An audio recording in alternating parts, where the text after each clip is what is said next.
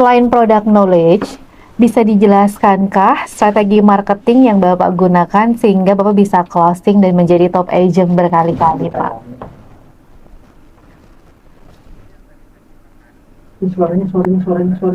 Saat awal kita ngelisting, kita harus fokus kepada harga pasar ya. Kita harus bisa menjelaskan harga pasar yang market price sebenarnya itu berapa.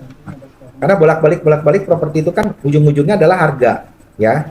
Karena harga ini kan terkait banget bisa terjual atau tidak terjual. Kenapa ada properti yang bisa terjual, ada properti yang sampai 10 tahun nggak terjual, itu kan tergantung balik lagi dari harga. Lalu kedua adalah service listing. Nah, kita kalau mau minta agent itu, Pak, saya pengen komisinya 3% Pak.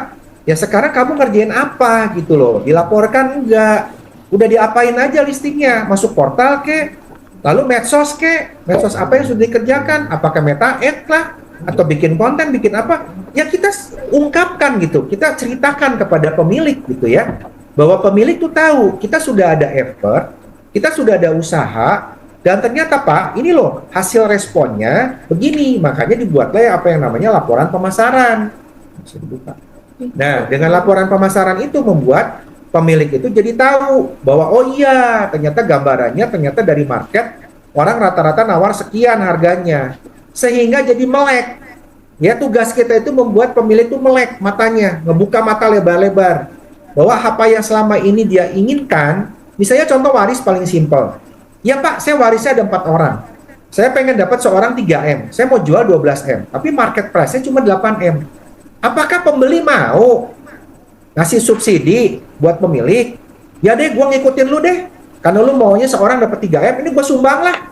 Kan nggak bisa begitu dong. Kan kita harus tahu market price sebenarnya berapa. Kalau 8M ya kita ngomong 8M. Jadi si pemilik itu melek. Ternyata gue nggak bisa lo terima masing-masing orang 3M, cuma 2M. Gitu kan? Nah, ke satu itu. Kedua, sesudah service listing, sehingga pemilik itu melek, kan turun tuh harganya. Dari harga turun itu, kita genjot lagi dengan promosi yang lebih intens lagi.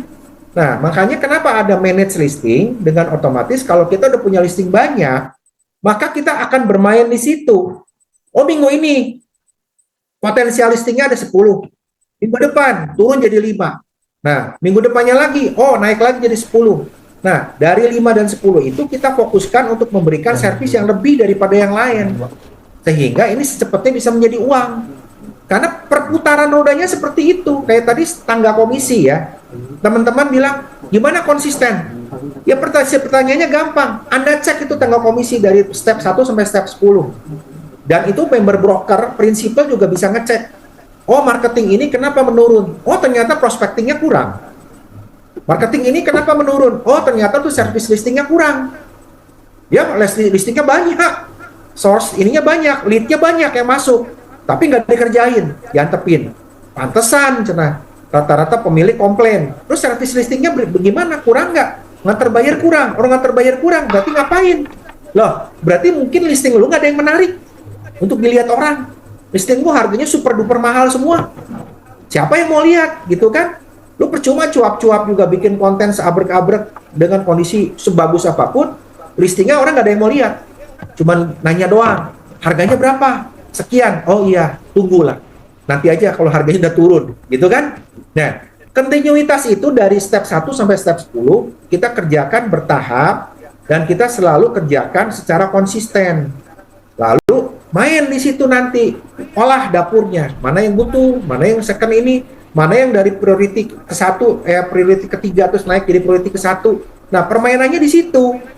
Jadi tiap weekend itu selalu dievaluasi gitu loh. Sehingga kita tidak pernah berhenti untuk produksi. Nah, seperti itu. Karena kondisi sekarang kan nggak bisa juga kita ngapung-ngapung harga tinggi ya. Artinya harga kan harus disesuaikan dengan kondisi market yang ada. Itu kurang lebih Bu Novi. Wah, keren sekali ini Pak Edi jawabannya. Jadi intinya adalah kita harus bedah dulu ya Pak listingnya. Sampai bisa bikin owner melek harga, baru kita effort lewat meta ads dan lainnya juga.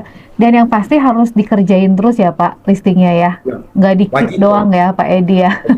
Soalnya banyak sekali Pak agent yang punya listing itu banyak sekali, tapi ya itu Pak, nggak terjual-terjual. Lalu beberapa kali ngeluhnya, kok saya nggak closing-closing. Ternyata kuncinya adalah kita harus bedah dulu listingnya ya Pak. Jangan-jangan semua listingnya itu harganya overpriced semua ya Pak Edi. Iya.